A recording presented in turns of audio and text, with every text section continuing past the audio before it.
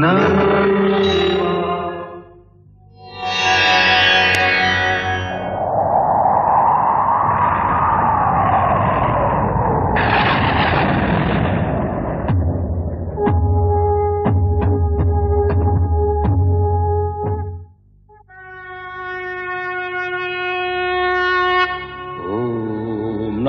शिवाय। ओम नमः शिवाय। ओम नमः शिवाय। ओम नमः शिवाय। ओम नमः शिवाय। ओम नमः शिवाय। शिवाय। ओम नमः शिवाय। ओम नमः शिवाय। ओम नमः शिवाय। ओम नमः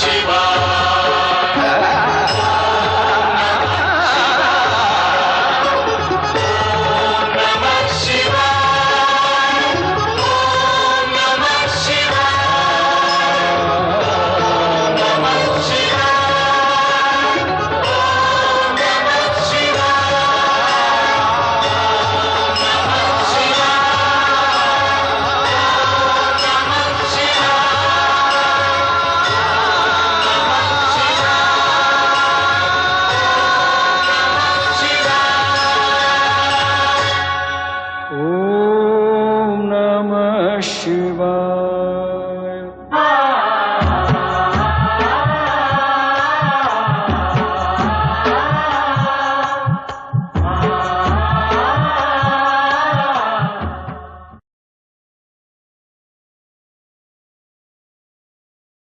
कैलाश पर देवाधिदेव भगवान शंकर के समक्ष देवर्षि नारद ने माता सती से चंद्र का रोहिणी के प्रति आकर्षण व अन्य पत्नियों के प्रति विकर्षण का उल्लेख किया।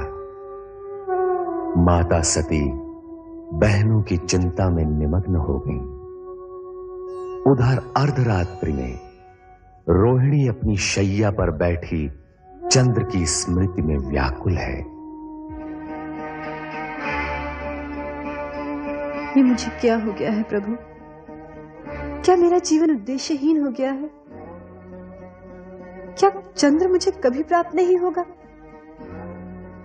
क्या चंद्र मेरी सुध ही नहीं लेगा?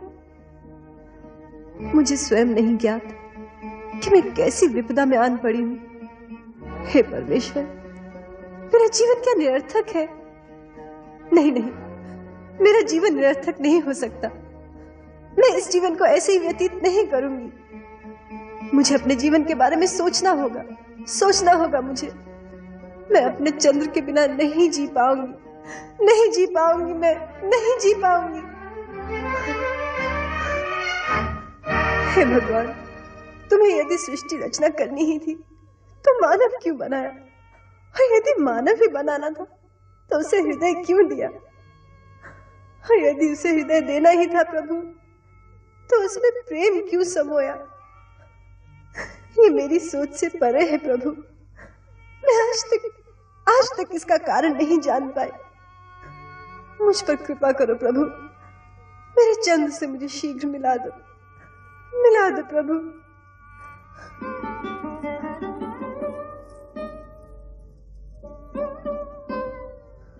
रोहिणी, जिस पति को प्राप्त करने के लिए हमने इतनी पूजा और अर्चना की, उसी ने जब हमें ठुकरा दिया तो हमारा हृदय विदीर्ण हो गया।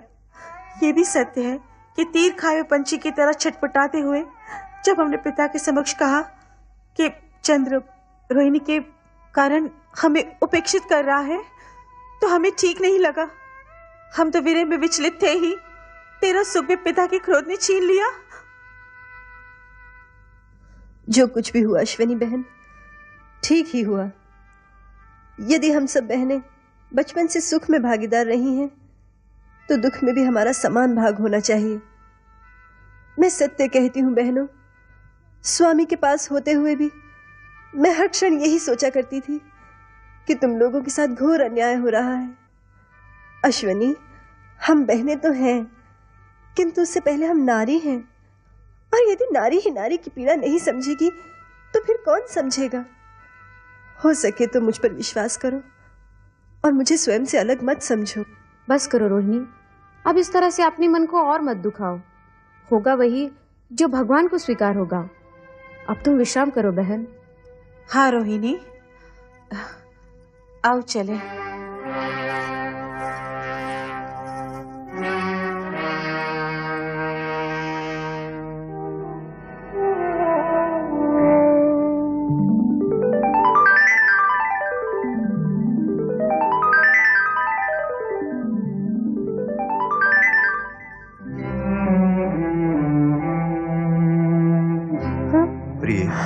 स्वामी आप?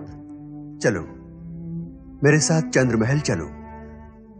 नहीं स्वामी, जब तक आप अपनी अन्य पत्नियों को उनका अधिकार नहीं दे देते, मैं यही रहूंगी।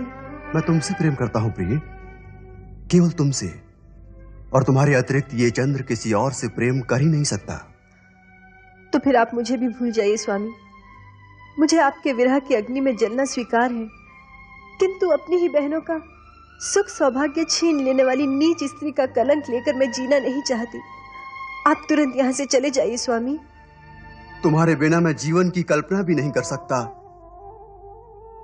चंद्र जो दूसरों को शीतलता बांटता फिरता है, आज स्वयं तुम्हारी विरह की अग्नि में दहक रहा है।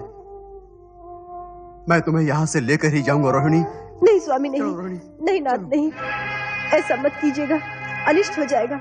आप मेरे पिताश्री के क्रोध से अवगत नहीं। यदि उन्होंने आपको यहाँ देख लिया तो न जाने क्या होगा। मुझे छोड़ दीजिए स्वामी, छोड़ दीजिए। चंद्र, तेरी ये उदंडता, नीच पापी, छोड़ दे मेरी पुत्री को। ये मेरी पत्नी है और अब आपका इस पर कोई अधिकार नहीं। पत्नियां तो यहाँ तुम्हारी और भी हैं, ले जाना है तो सभी को ले जाओ। विवाह मात्र शरीर के साथ फेरों से नहीं, मन के वर्ण करने से होता है। चलो रोहिणी।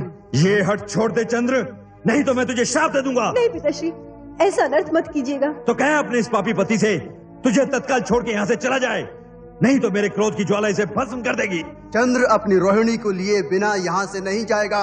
यदि ये तेरी हट है तो सुन, अपने जिस पौरुष और सुदर्शन व्यक्तित्व पर तू फूला फूला फिरता है, उसे क्षय रोग नष्ट कर देगा, नष्ट कर देगा। ये मेरा श्राप है। स्वामी,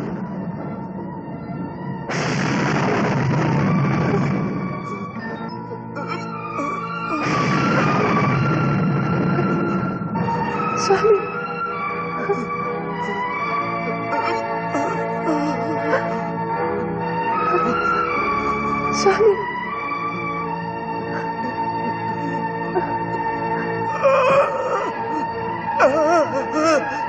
स्वामी, स्वामी,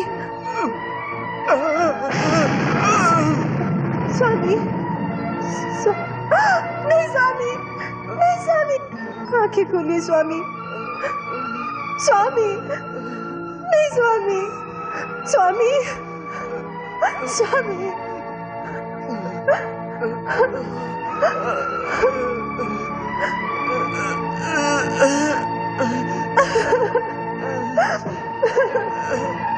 स्वामी,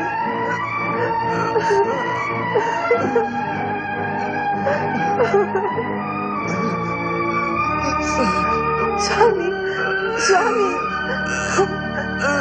कुछ बोलिए स्वामी। देवराज, देवराज, देवराज, गुरु बृहस्पति, देवराज इंद्र, देवी इंद्राणी और समस्त देवतागण, अत्यंत कष्टकारक समाचार है। कष्टकारक समाचार? ऐसी क्या अनहोनी हो गई वायुदेव? प्रजापति दक्ष के शाप के फलस्वरूप चंद्रदेव क्षयग्रस्त होकर निस्तेज हो गए हैं। उनके प्रकाश के अभाव में पृथ्वीलोक और नक्षत्र लोक में मलिनता छा गई है। वातावरण प्रदूषित होने लगा है और सृष्टि की व्यवस्था का संतुलन बिगड़ता जा रहा है। देव,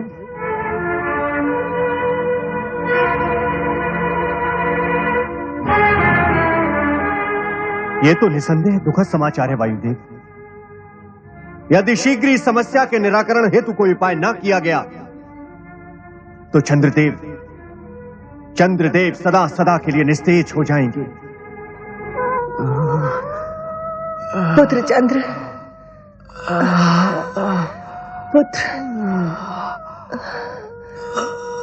पुत्र चंद्र। वही हुआ जिस बात का मुझे भय था। दक्ष के इस कठोर शाप के आगे हमारे सभी मंत्र, यज्ञ, हवन कोई प्रभाव नहीं दिखा पाएंगे। हम वो अभागे माता पिता हैं जिनकी आंखों के सामने उनके पुत्र को। नहीं, ऐसा मत कहिए स्वामी, ऐसा सोचे भी नहीं। माँ जननी होती है, उसमें सृजन की शक्ति होती है। वह अपनी संतान के लिए मृत्यु से भी संघर्ष कर सकती है। मैं भी अपने पुत्र का अनिष्ट नहीं होने दूंगी। परमपिता, क्या चंद्र सदा के लिए अस्त हो जाएगा? क्या आप नक्षत्रों को नए सिरे से अपने मार्ग निश्चित करने होंगे? कुछ तो कीजिए। हे सृष्टिकर्ता, आपकी सृष्टि पर संकट मंडरा रहा है। ये सत्य है, चंद्र से अपराध हुआ है, और यह भी सत्य है कि दक्ष ने क्रोध में आकर अपने अपराधी जामाता को श्राप दे डाला। उसे यह भी ध्यान न रहा कि चंद्र मात्र दक्ष का जामाता नहीं, सृष्टि का एक आवश्यक यंत्र भी है। उसके न रहने से पृथ्वी का संचालन डामाडोल भी हो सकता है। किंतु तो क्या सृष्टि समाप्ति के कगार पर पहुंचने वाली है परमपिता?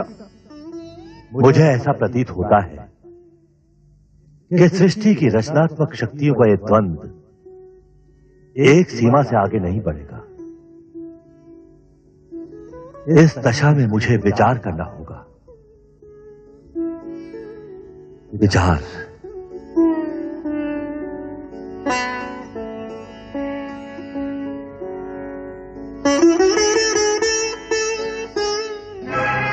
देवऋषि, वहां सृष्टि पर विपत्ति के बादल मंडरा रहे हैं और ब्रह्मा जी ध्यान में डूबे हुए हैं। इस समय इनके ध्यान में मात्र सृष्टि की चिंता है देवराज, अन्य कुछ नहीं।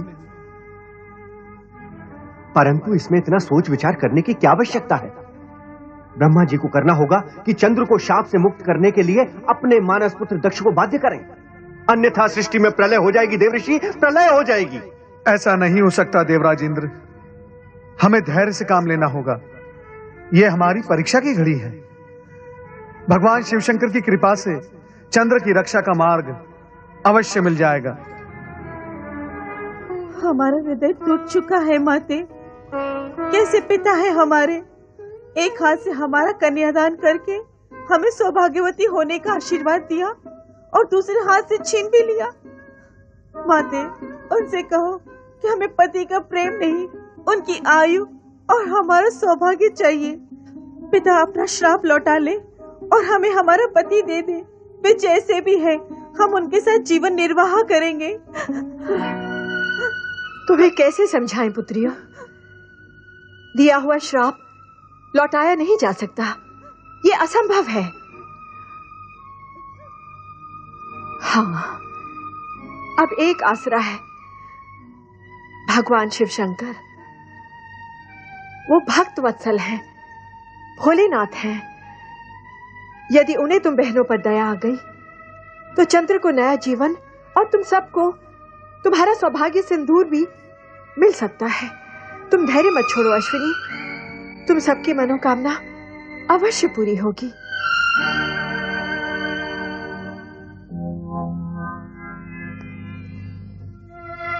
ये मौन कैसा? क्या मैं इस मौन का कारण जान सकता हूं? महारानी, कोई मेरे प्रश्न का उत्तर क्यों नहीं देता? आपके प्रश्न का उत्तर मैं देती हूँ पिताश्री। देखिए देखिए इन्हें, ये आपकी वही प्रिय पुत्रियां हैं जिनके सौभाग्य चंद्र पर दक्ष नाम का ग्रहण लग गया है, जो चंद्र को निगल जाना चाहता है। पुत्री! क्रोधित मत होइए पिताश्री, और इतना मंगल करने के पश्चात आपको मुझे पुत्री कहने का भी कोई अधिकार नहीं। मैं जा रही हूँ अपने पति के पास। तुम वहां नहीं जाओगी, और यदि तुमने मेरी आज्ञा की अवहेलना की तो आप मुझे भी श्राप दे दीजिएगा। इससे अधिक आप कर भी क्या सकते हैं? माते, जीवन मृत्यु के इन संघर्ष क्षणों में मैं अपने पति को एकाकी नहीं छोड़ सकती। मैं जा रही हूँ। रोहिणी, यदि तुमने इस महल की चौखट भी लांगी तो मैं तुम्हें श्राप दे दूंगा। बस कीजिए बस। यदि आप इन पुत्रियों के पिता हैं तो मैं माता हूँ। प्रसव पीड़ा आपने नहीं, मैंने सही है। यदि आपने अपने मुख से एक भी अपशब्द कहा तो मैं यही की यही अपने प्राण त्याग दूंगी। हाँ। दक्ष महल, इंद्रलोक, ब्रह्मलोक, हर स्थान पर चंद्रदेव की गंभीर स्थिति पर चिंता का वातावरण बन गया। देवर्षि नारद, गुरु बृहस्पति सहित सभी देवगण चंद्र की निरंतर क्षीण होती स्थिति से तनावग्रस्त हो उठे। चंद्रदेव की माता ने पुत्र को इस संकट से उबारने के लिए कैलाश जाने का निश्चय किया। आप कहाँ हैं प्रभु?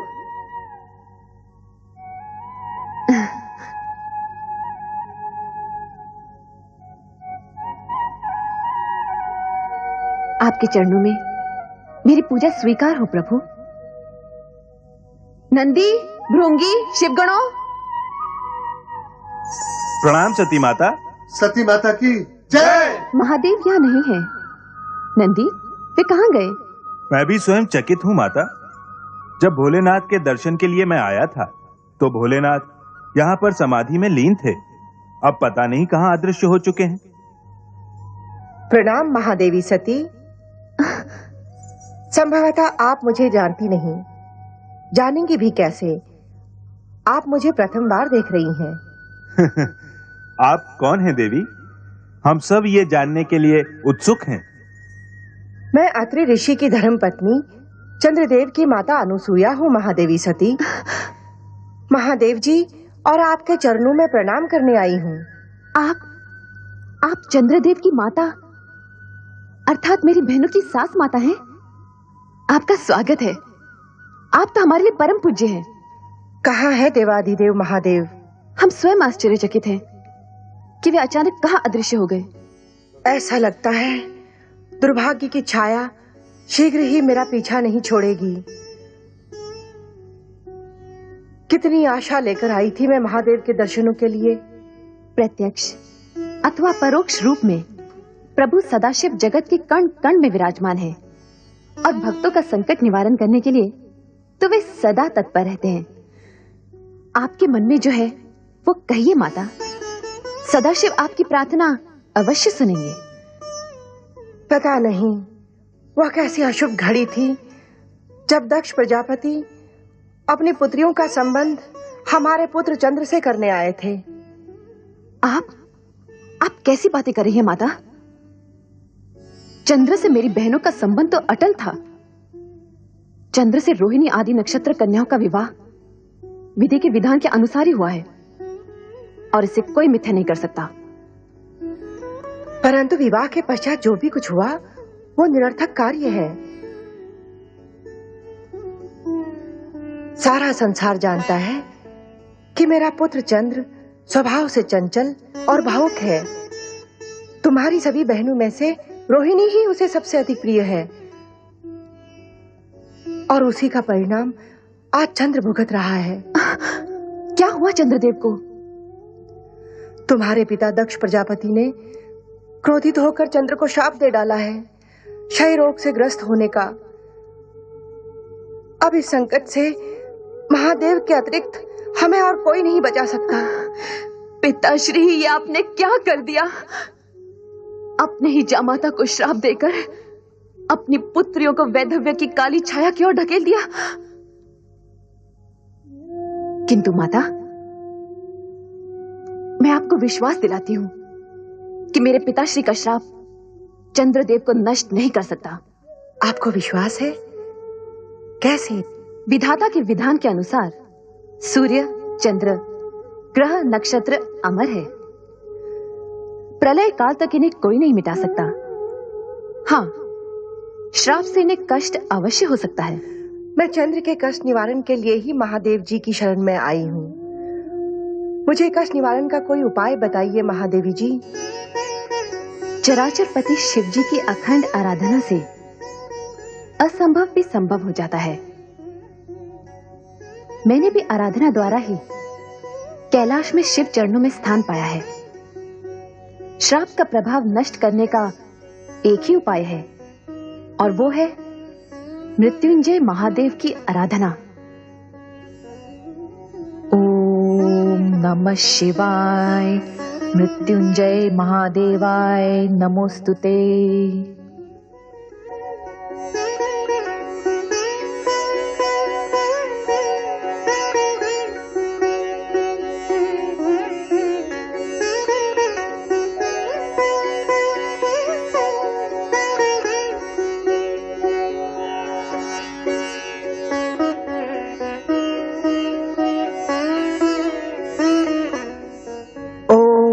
नमः शिवाय, मृत्युंजय महादेवाय नमोस्तुते। परमपिता ब्रह्मा, आपने शिव आराधना करके चंद्र की श्राप मुक्ति का उपाय अवश्य जान लिया होगा। कृपया हमें बताएं। चंद्र की श्राप मुक्ति का एक ही उपाय है, मृत्युंजय महामंत्र से शिव की आराधना। वो मंत्र है ओम नमः शिवाय, मृत्युंजय महादेवाय नमोस्तुते। मृत्युंजय महामंत्र? हाँ, मृत्युंजय महामंत्र से शिव की अटूट कृपा प्राप्त होती है और मृत्यु का भय दूर हो जाता है। परमपिता, हम सब मिलकर इस मृत्युंजय महामंत्र से शिव की आराधना करेंगे और चंद्र के कष्ट का अंत अवश्य करेंगे परमपिता। परंतु देवराज, मृत्युंजय महामंत्र की अमर ध्वनि का प्रभाव चंद्र पर पड़े, इसके लिए उन्हें स्वयं आर्यावर्त के पश्चिमी समुद्र तट जाकर ब्रह्मा क्षेत्र में शिव आराधना करनी होगी। मंत्र ध्वनि के प्रभाव से चंद्र पर पड़े श्राप का प्रभाव धीमे धीमे समाप्त होने लगेगा और शिव की कृपा प्राप्त होगी। समुद्री वातावरण के प्रभाव से चंद्र शीघ्र ही स्वास्थ्य लाभ कर सकेंगे। नारायण नारायण।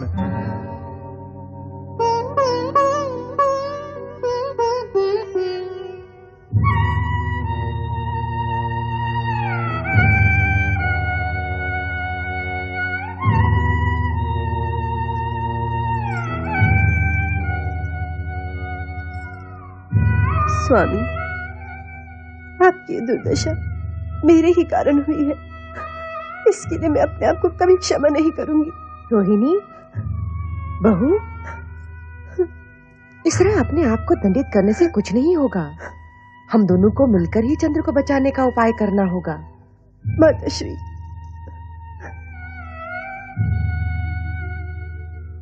तुम समझती हो मेरे चंद्र की इस दुर्दशा का कारण तुम हो, परंतु यह सत्य नहीं है। तुमने तो सदा ही मेरे चंद्र के हृदय को प्रफुल्लित किया है, उसे सुख दिया है। तुम उसके दुख का कारण कैसे बन सकती हो? माते, मुझे ज्ञात है तुम्हारी बहनों के प्रति उपेक्षा दिखाकर चंद्र ने उचित नहीं किया, परंतु इसके लिए मैं उसे दोषी नहीं समझती हूँ। परंतु माते, सारा दोष मेरा है। ये आप क्या कह रही हैं माते? तुम्हारे पिता दक्ष प्रजापति का प्रस्ताव ही मुझे स्वीकार नहीं करना था, जिसमें उन्होंने अपनी 27 कन्याओं का विवाह मेरे चंद्र के साथ करने की बात कही थी। परंतु आपने और पिताश्री ने तो कहा था कि ये विधाता का अटल विधान है इसे कोई नहीं बदल सकता। दुर्भाग्य को विधि का अटल विधान बताकर किसी भूल से मुक्ति नहीं पाई जा सकती रोहिणी। भूल तो भूल ही होती है और भूल का परिणाम जाने अनजाने सभी को भुगतना पड़ता है। तो मेरी बहनों की उन आकांक्षाओं का क्या होता? उन्होंने भी तो मेरे समान चंद्रदेव को मन ही मन पति स्वीकार कर लिया था। मन ही मन पति रूप में स्वीकार करने का अर्थ किसी को विवाह के लिए विवश करना नहीं होता है रोहिणी। तुम्हारे पिता दक्ष का कर्तव्य था कि वे इस विवशता को रोक देते, परंतु इस प्रस्ताव को चंद्रदेव ने भी तो चुपचाप स्वीकार कर लिया था। चंद्र के मन की बात का पता लगाना हम माता पिता का कर्तव्य था, जो हमने नहीं किया, और इसी का दंड हम भुगत भी रहे हैं। परंतु पिछली भूलों की बातें करने से कोई लाभ नहीं होगा। जैसे भी हो, हमें चंद्र को इस संकट से उभारना ही होगा। सब कहते हैं कि श्राप को विफल नहीं किया जा सकता, उसका प्रभाव होकर ही रहता है।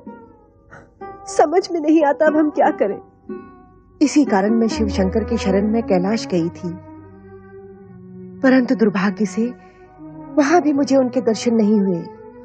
सती बहन तो वहां आपको अवश्य मिली होंगी। हाँ, उन्हीं का दिया विश्वास लेकर मैं कैलाश से लौटी हूँ। सती ने कहा है, शिव की आराधना कभी व्यर्थ नहीं जाती। चंद्र के प्राण रक्षा हेतु अब हमें शिव की आराधना करनी होगी। यही एकमात्र उपाय है। अवश्य माताश्री, इस आराधना में मैं भी आपके साथ हूँ। बेटी, मैं चंद्र की माता हूँ और तुम धर्म पत्नी। हम दोनों के हृदय से जो पुकार निकलेगी उसका प्रभाव होकर रहेगा। भगवान शिव की कृपा हमें अवश्य प्राप्त होगी। चंद्र के श्राप का अवश्य अंत होगा। नारायण नारायण। देवी रोहिणी, निश्चिंत हो जाओ। भगवान भोलेनाथ की कृपा से संकट अवश्य टल जाएगा। सत्य कह रहे हैं देवऋषि। नारायण नारायण। हरि भक्त कभी झूठ नहीं बोलता। परम पिता ब्रह्मा जी ने शिव जी का ध्यान इस संकट की ओर आकर्षित करने का एक उपाय बताया है। कौन सा उपाय देवऋषि? रोहिणी, आर्यवर्त के पश्चिम भाग में प्रमास क्षेत्र है। उसके समुद्र तट पर शिवलिंग स्थापित करके भगवान शिवशंकर का मृत्युंजय जाप निरंतर करने से तुम्हारे पति मृत्यु के मुख में जाते हुए भी लौट आएंगे। परंतु ये मृत्युंजय मंत्र है क्या देवऋषि? ओम नमः शिवाय मृत्युंजय महादेवाय नमोस्तुते। यदि इस मंत्र का स्वयं चंद्रदेव जाप करेंगे तो साक्षात भगवान शिवशंकर प्रकट होकर दक्ष द्वारा दिए गए श्राप का निवारण करेंगे। परंतु इनकी तो ये दशा है, ये मंत्र का जाप करेंगे कैसे? व्यर्थ की चिंता न करो देवी। सर्वप्रथम इस मंत्र का जाप आरंभ करो। शिव जी की कृपा से मंगल ही मंगल होगा। नारायण नारायण।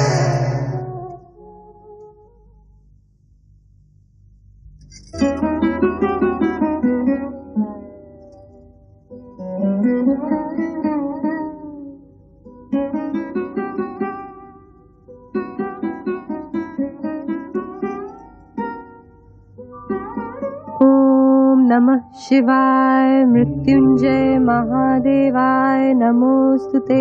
ओम नमः शिवाय मृत्युंजय महादेवाय नमोस्तुते। ओम नमः शिवाय मृत्युंजय महादेवाय नमोस्तुते।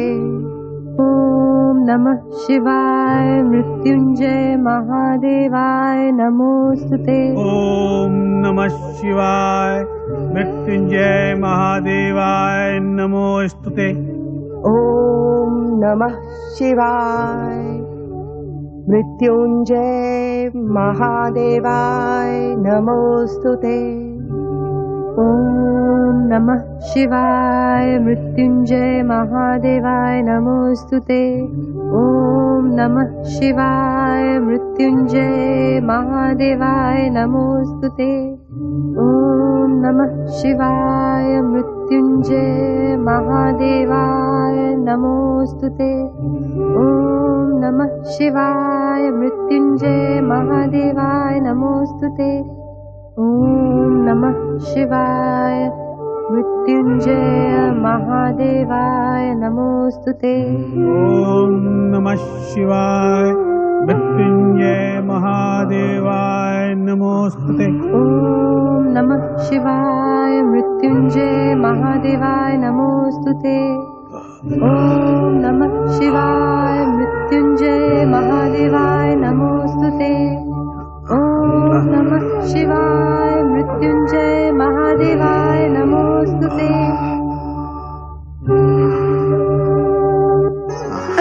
स्वामी स्वामी आप माताश्री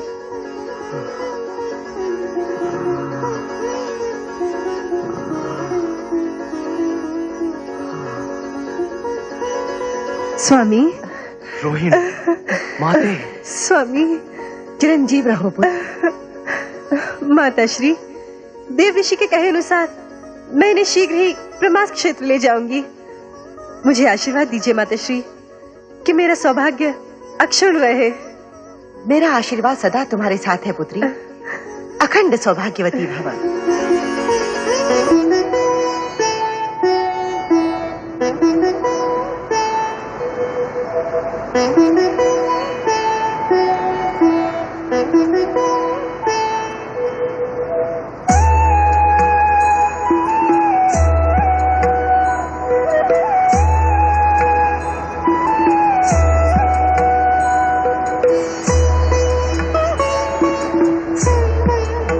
हे जलदेव मेरे पति की रक्षा करना।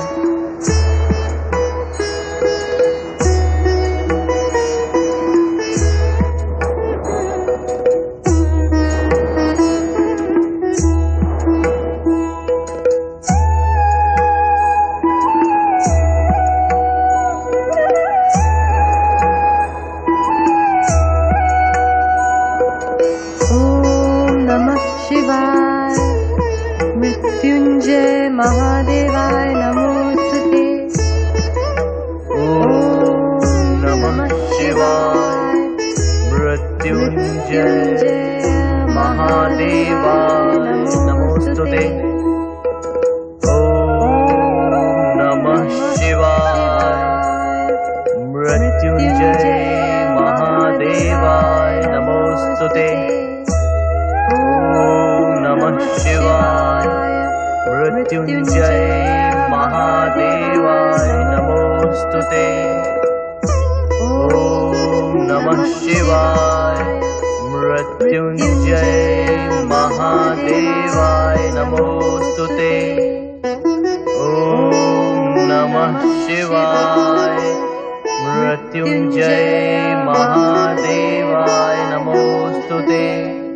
ओम नमः शिवाय मृत्युंजय महादेवाय नमोस्तुते।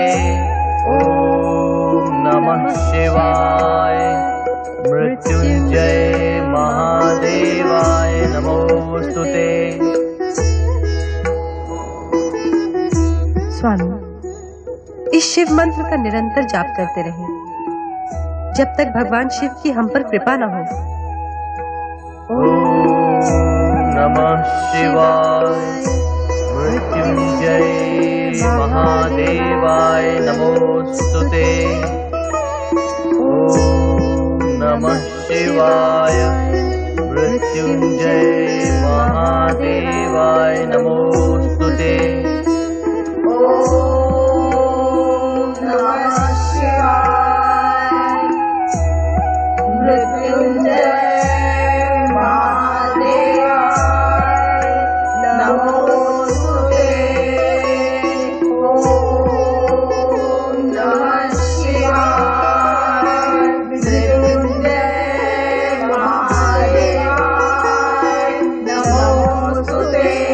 ओम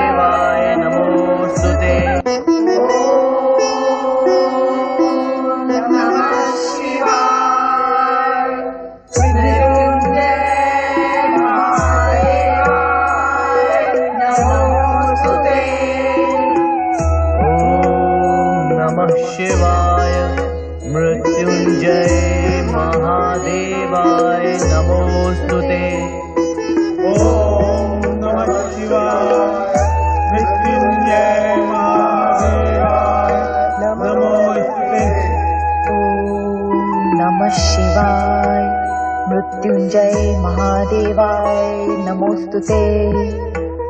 ओम नमः शिवाय। मृत्युंजय महादेवाय नमोस्तुते। ओम नमः शिवाय। मृत्युंजय महादेवाय नमोस्तुते।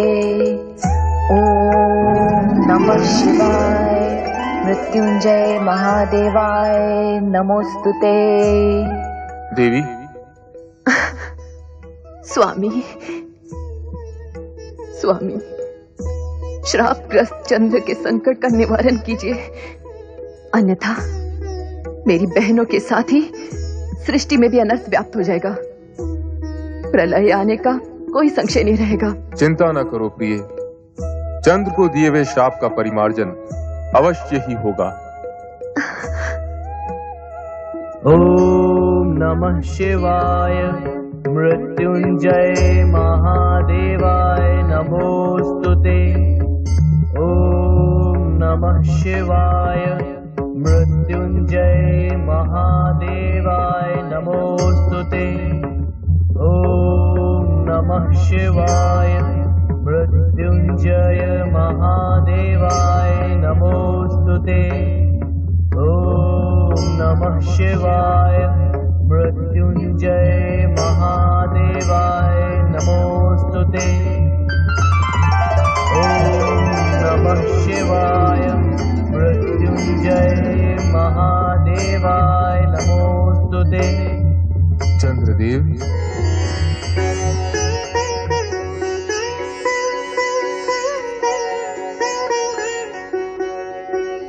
ओम नमः शिवाय। मृत्युंजय महादेवाय नमोस्तुते। मृत्युंजय मंत्र के निरंतर जप से तुमने हमें प्रसन्न किया, साथ ही मृत्यु को भी जीत लिया। अब तुम्हें किसी प्रकार का कोई भय नहीं।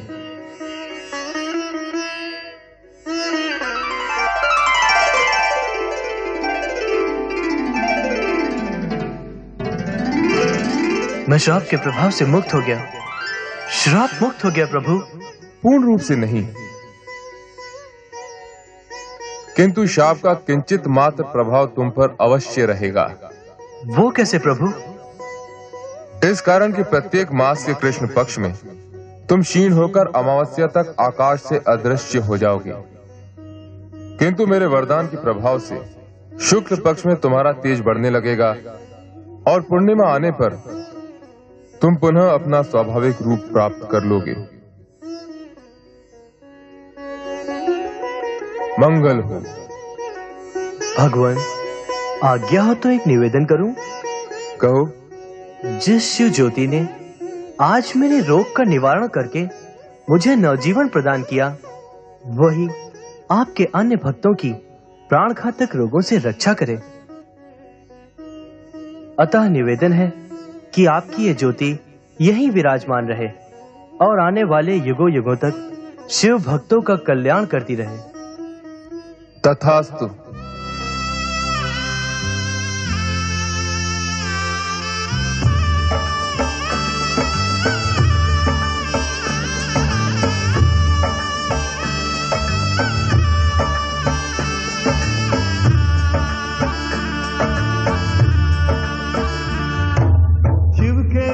जनों ने पुकारा जब संकट पड़ने पर, शिव के भक्त जनों ने पुकारा जब संकट पड़ने पर, तब तब ज्योतिर्लिंग में पधारे अजर अमर शिव शंकर।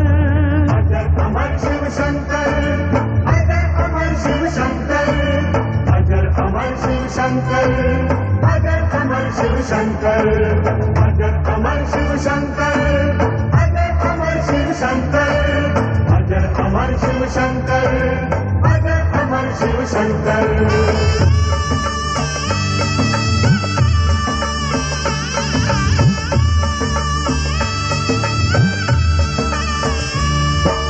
राजा दक्ष ने चंद्रदेव को क्रोध में श्राप दिया था, ब्रह्माज्ञा से चंद्रदेव ने शिव का जाप किया था। चंद्र ब्रह्मदेव को शाप से मुक्ति देने स्वयं शिव आए। चंद्र का यश बढ़ाने यही वो सोमेश्वर कहलाए। सौराष्ट्र के सोमनाथ की महिमा होती नहीं बखान, जिनके स्मरण से मिल जाता है मन चाहा वरदान। सोमनाथ जी नए रूप में आज भी मन को भाए, इनके दर्शन करने से ही रोग निकट न आए। सोमनाथ शिव की जय हो, सोमनाथ शिव की जय हो, सोमनाथ शिव की जय हो, सोमनाथ शिव की जय हो, सोमनाथ शिव की जय हो, सोमनाथ शिव की जय हो, सोमनाथ शिव की जय हो, सोमनाथ शिव की जय हो।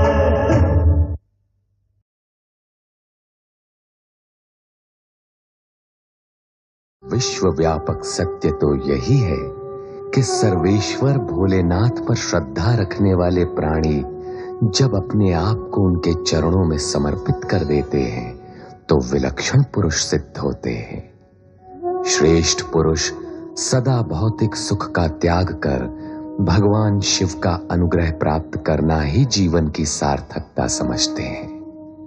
ऐसे ही समर्पित श्रद्धालु थे सूर्यवंशी महाराजा मानधाता।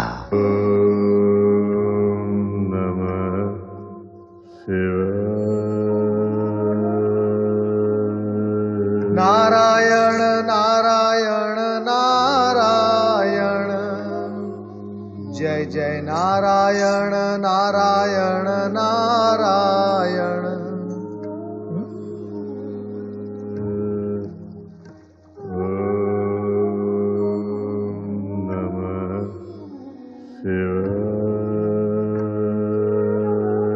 नारायण नारायण। नदी के बीच द्वीप पर खड़े होकर भगवान भोलेनाथ की कठोर तपस्या करने वाला ये प्राणी कौन है?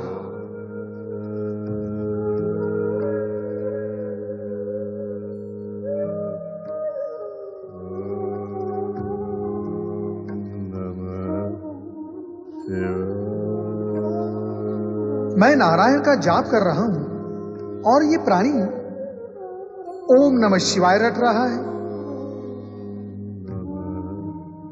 शब्दों में अंतर है परंतु दोनों का अर्थ एक ही केंद्र पर जाके रुकता है। और फिर नारद, जगत तो तुम्हें ज्ञानी समझता है, अंतर तो मूर्ख देखते हैं, ज्ञानी सदा समानता देखते हैं। चलो नारद, ओम नमः शिवाय बोलो। ओम नमः शिवाय।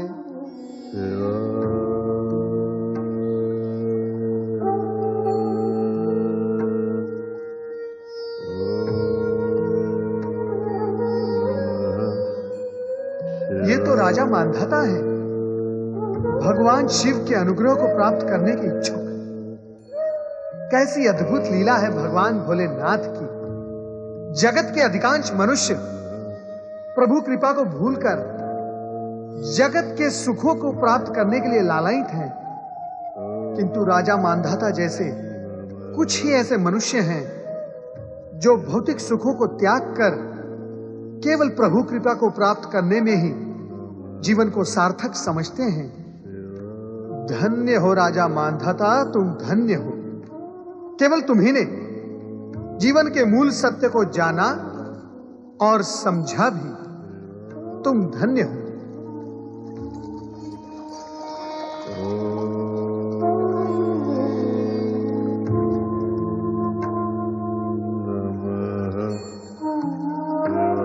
राजन, राजन,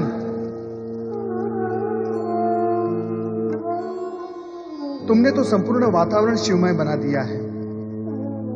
तुम्हारा अणु अणु शिवमय हो गया है। कदाचित इसी कारण मेरा स्वर तुम तक नहीं पहुंच पा रहा है। राजन, राजन, अणु अणु क्या, ये तो तन, मन और चेतना से शिवमय होकर शिव जी की भांति समाधि में लीन हो गए हैं। एक और शिव महिमा से प्रभावित राजा मानधाता निष्ठापूर्वक तन मन से मन में दर्शनों की अभिलाषा लिए हुए पूर्ण रूप से शिव भक्ति में लीन है। मैं बड़ा हूं। मैं हाँ? ये क्या हो रहा है? विंध्याचल महाराज तो सुमेरु से भेंट करने गए थे, फिर ये किस विवाद में फंस गए? मैं नहीं मानता। तुम्हारे ना मानने से भला क्या होता है? तो तुम्हारे मानने से क्या होता है? नारायण नारायण। विवाद, वो भी नारद की अनुपस्थिति में। ना आनंद होगा ना अर्थ होगा उसमें। ठहरो भक्तों, नारद आया। मेरी मान्यता ही सर्वोपरि है। मैं इस संसार का सबसे बड़ा पर्वत हूँ। मुझे ही पर्वत सम्राट, पर्वत राज का सम्मान प्राप्त होना चाहिए। तुम्हारे इस चाहिए का तो विशाल सागर की भांति कोई और छोर ही नहीं है। नारायण नारायण। तुम मुझे ये बताओ कि तुम्हें पर्वत सम्राट का सम्मान क्यों मिलना चाहिए? इसलिए कि मैं पर्वतों में सबसे बड़ा हूँ। अच्छा, यह असत्य समाचार आपको किसने दिया? इसमें असत्य क्या है? सत्य भी क्या है? नारायण नारायण। सत्य है भी तो केवल इतना कि हिमालय राज ही सबसे श्रेष्ठ एवं सबसे बड़े पर्वत हैं, इसीलिए पर्वतों के राजा हैं। नहीं, ऐसा नहीं है। क्रोध करने से आकार छोटा हो जाएगा सुमेरु, और फिर तुम बाल पर्वत ही रह जाओगे। देव ऋषि, अपनी भाषा पे नियंत्रण रखें। वो तो तभी संभव होगा जब तुम अपने क्रोध पर नियंत्रण रखोगे। वो इनके लिए संभव नहीं है देव ऋषि। विंध्याचल, अपने से बड़ों के प्रति असम्मान की भावना रखना तुम्हें शोभा नहीं देता। यही तो मैं भी आपसे कह रहा था कि स्वयं को पर्वतराज मानकर हिमालय राज के प्रति असम्मान प्रकट करना आपको शोभा नहीं देता। जहां असत्य को सत्य मान लिया जाए, वहां अधिक देर ठहरना उचित नहीं होता। मैं जा रहा हूं, किंतु ये बात सत्य है कि मैं ही हूं पर्वतराज। केवल मैं ही हूं पर्वतराज। केवल मैं ही हूं पर्वतराज। सुमेरुराज, सुनिए तो। नहीं। देखिए, आप हमारे अतिथि हैं, इस तरह क्रोधित होकर मत जाइए। सुमेरुराज, रुक जाइए।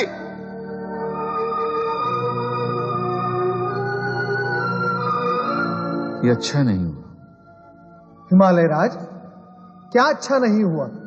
इनका क्रोधित होना या इनका चले जाना? दोनों ही देव ऋषि। नारायण नारायण। हिमालय राज, चिंता त्याग कर अतिथियों का स्वागत करें। जैसी आज्ञा देव ऋषि। नारायण नारायण। कहिए विंध्यराज, क्या कहते हैं आप? किस विषय में देव ऋषि? इस समय तो विषय एक ही है, सुमेरुराज। कहना क्या है, वो हिमालय राज से तो छोटे ही हैं, किंतु मुझसे बड़े हैं। तो आप बड़े हो जाइए ना। बड़ा होना अपने वश और अधिकार में होता है। अवश्य है, अवश्य है। आपने राजा मानधाता का नाम तो सुना होगा। वही जो नर्मदा नदी के बीच द्वीप में शिव आराधना में लीन है। वे ही। यदि आप भी उनकी भांति भगवान शिव की आराधना करेंगे तो सुमेरु राज से बड़े हो सकते हैं आप। सत्य? नारद के मुख से असत्य वचन कभी निकले हैं? नारायण नारायण। देव ऋषि, आपने बड़ा उपकार किया ये बताकर कि शिव आराधना से ही मैं सुमेरु से बड़ा हो सकता हूँ। मैं अवश्य शिव आराधना करूंगा। इसी में आपका कल्याण है विंध्याचल। ओम नमः शिवाय। ओम नमः शिवाय। ओम नमः शिवाय। ओम नमः शिवाय। ओम नमः शिवाय। ओम नमः शिवाय। ओम नमः शिवाय। ओम नमः शिवाय। ओम नमः शिवाय। ओम नमः शिवाय। ओम नमः शिवाय। नारायण नारायण नारायण। श्रीमन्नारायण नारायण नारायण।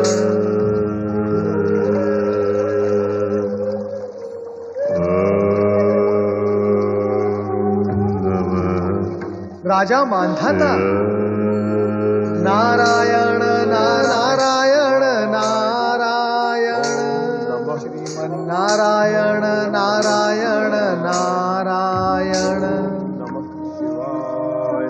विंध्याचल शिवाय। ओम नमः। कितना आकर्षण है शिव जी के पंचाक्षरी महामंत्र में। राजा मानधाता तो तपस्या में लीन थे ही, और अब विंध्याचल भी उसी मार्ग पर चल पड़े।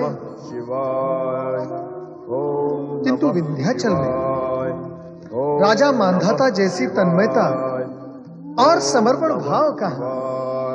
नारायण नारायण नारायण श्रीमन नारायण नारायण नारायण।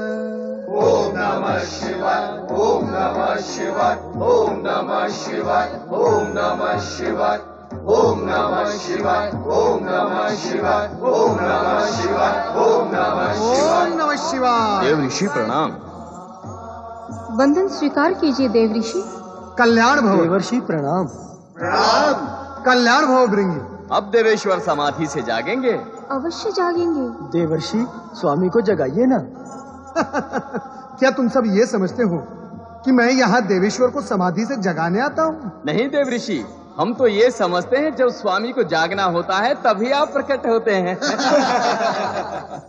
ओम नमः शिवाय। ओम नमः शिवाय। ओम नमः शिवाय। ओम नमः शिवाय। ओम नमः शिवाय। ओम नमः शिवाय। ओम नमः शिवाय। ओम नमः शिवाय। ओम नमः शिवाय। ओम नमः शिवाय। ओम नमः शिवाय।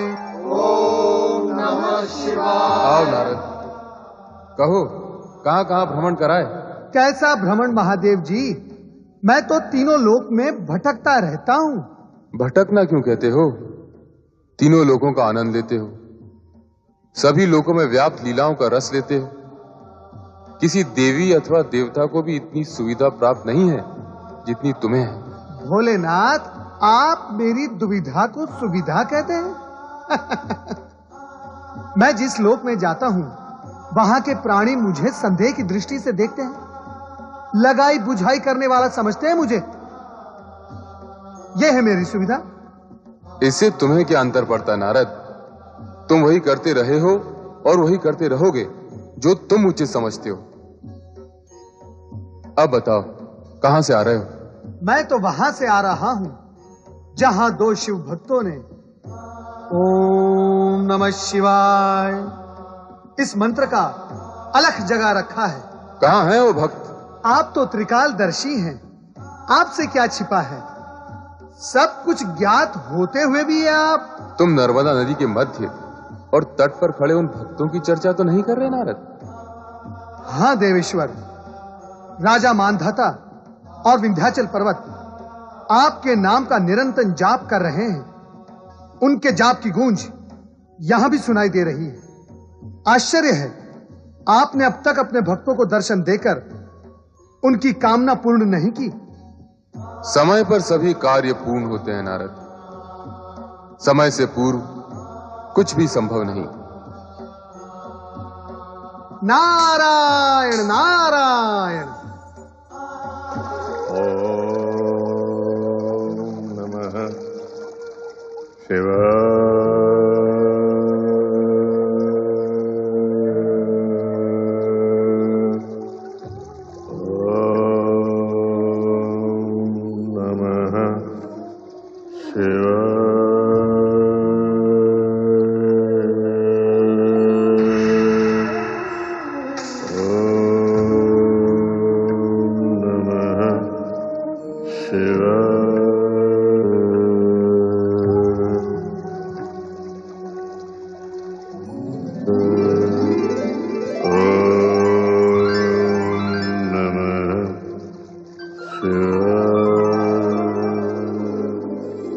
वत्स मंधाता,